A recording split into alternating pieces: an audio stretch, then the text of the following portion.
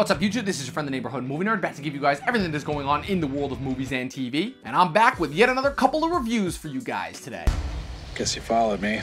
It's one of those infinite time loop situations you might have heard about. That I might have heard about. Palm Springs. Cute, fun, adorable new movie from the Lonely Island. Features Andy Samberg and Cristin Milioti as two people at a wedding resort, Palm Springs, who find themselves stuck in yet another infamous Groundhog's Day-esque time loop. And there's really not much that I can say about this movie. It's fun, it's delightful, it has a lot of fun with the premise, there are some actually really funny twists and turns, and the chemistry between the two leads is absolutely 100% on point. I wouldn't say it's anything necessarily groundbreaking, but I think that Hulu made the absolute best decision when it came to dropping this movie. That's the one thing I will say, is that so far this year seems to be the absolute reverse of last year when it comes to comedy, where all the studios are making the very smart decision of putting all the comedies on a streaming service, and it seems to be doing them very, very well. Almost every comedy that's hit on a streaming service is done extremely well. There's really not too much I can nitpick about this movie because almost every single problem, I guess, that comes up in this movie is addressed by the characters in the movie. And as far as being another one of these Groundhog's Day-like movies that actually gets back to the root of what Groundhog's Day was about, which is, of course, being a love story, I'd say this is a very good spiritual successor to that. 4 out of 5 stars.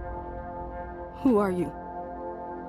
You can call me Andy. The Old Guard, a Netflix original adaptation of a lesser-known comic book property that completely wastes its amazing cast and any potential that it has at being cool. This is a movie that was extremely well-liked upon its release, and for the life of me, I have no idea why. Don't get me wrong, how it starts off like slowly building up to the ultimate reveal that these guys are basically a group of Wolverines that have been alive since like the beginning of time. And the idea of Charlize Theron leading this group of badass immortals that are just taking these jobs over the years, and also them having to deal with the fact that they will lose everybody that they grow an attachment to, is an inherently interesting idea. Unfortunately, as the movie goes on, it devolves into really bad action cliches and also really bad young adult cliches. Because for a movie that's touted as an action movie, why is it the majority of this movie is just them having boring conversations, and then the soundtrack kicks in and I have to do my hardest to stop to not laugh? Charlize is giving yet again another performance that she probably thinks is really, really intense and serious, but it comes off as so serious that it's almost laughable. And the supporting cast around her, the other 3 people that are in her squad, consist of Matthias Schoenaerts, Marwan Kenzari, and Luca Marinelli. And any moments that they do have to shine are just like kind of clustered and only appear in brief moments, and the rest of it just feels like it happens off screen. And then they bring in the new girl, Kiki Lane, who I will admit is definitely trying, and the potential is all there for her character to be really interesting. The problem is then she opens her mouth and starts talking, and the longer she talks, the worse she gets. Not to mention that this is yet another example of a really, really poorly utilized villain. Harry Melling, aka Dudley Dursley, is the villain, and for the life of me, and I can't really figure out why, they're trying to have him basically be Joffrey meets Dr. Evil, and I feel like this should be a villain that's a lot more self-aware than he really is, but it's not, and he just comes off as yet another sniveling brat that you just want to see killed, and of course stays on the screen for way too long. Oh, and Chiwetel Ejiofor is in this movie, giving yet another boring performance. Seriously, why can't we get good Chiwetel Ejiofor performances anymore? And yeah, overall, this is a movie that I hoped was going to be good, had a really interesting premise and a really awesome opening. And whenever the action sequences did kick in, they were cool, but ultimately another movie to me that just does not live up to the hype, and yet another example of Netflix using its algorithm to just push crap in our faces. This movie only gets 2 out of 5 stars from me. All right, that was it. Those were my reviews for Palm Springs and The Old Guard. Let me know what you guys thought in the comments section below. Make sure you leave a like